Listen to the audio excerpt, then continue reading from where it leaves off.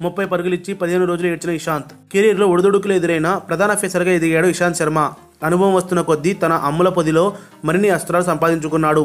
కౌంటీల్లో ఆడుతూ విదేశీ పిచ్చులపై ఎలా రాణించాలో నేర్చుకున్నాడు. ఒకానొక సందర్భంలో ఒకే ఓవర్లో 30 పరుగులు ఇచ్చి 15 రోజులు ఏడ్చాడట ఈ పొడగరి ఫేసర్. మొహాలీ వేదికగా 2013లో భారత్ ఆస్ట్రేలియా తలపడ్డాయి. భారత్ తొలుత 303 పరుగులు చేసింది. ఆ తర్వాత చేతనకు దిగిన ఆసీస్ 41 ఓవర్లకు 213/6తో నిలిచింది.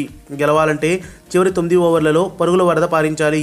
ఇక చివరి 3 ఓవర్లలో విజయం సాధించాలంటే కంగారూలు 44 పరుగులు చేయాలి. అలాంటి పరిస్థితుల్లో ఇషాంత్ వేసిన ఓ ఓవర్లో జేమ్స్ ఫాల్కనర్ ఏకంగా 30 పరుగులు సాధించాడు. వరుస బౌండరీలతో విరుచుకుపడ్డాడు. సమీకరణాన్ని 12 బంతుల్లో 14గా మార్చేశాడు. చివరి మ్యాచ్లో ఆసీస్ 4 వికెట్ల తేడాతో గెలిచింది. ఈ మ్యాచ్ తర్వాత లంబూ దాదాపు పక్షం రోజులు బాధపడ్డాడట. నేను ఒక్కరోజే ఏడవలేదు, కనీసం 15 రోజులు ఏడ్చుంటా. నన్ను నేనే నిందించుకున్నా. నేను భారత్ను ఓడించా అని ఓ ముఖాముఖిలో ఇషాంత్ చెప్పుకొచ్చాడు. అతడి సతీమణి ప్రతిమా సింగ్ లంబూను గతంలో ఇలా చూడలేదని తెలిపింది. అతడి కళ్ళు తడి అవ్వడం ఎప్పుడూ చూడలేదు, కానీ అప్పుడు ఏడవటం మొదలుపెట్టాడు. ఇషాంత్ కన్నీరు పెట్టడం అసలు ఊహించలేను. అందుకే క్రికెటే జీవితం కాదని అతని ముఖం మీదే చెప్పేశా.